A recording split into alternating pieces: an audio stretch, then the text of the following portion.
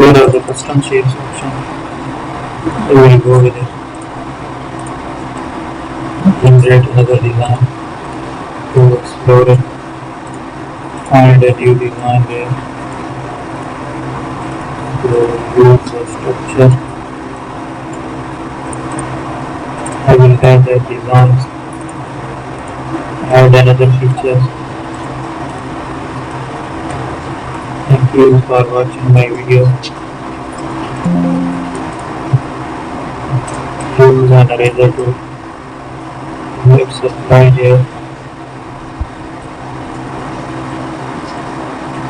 So here we are. Display the different features around it. I will create the designs here. Thank you.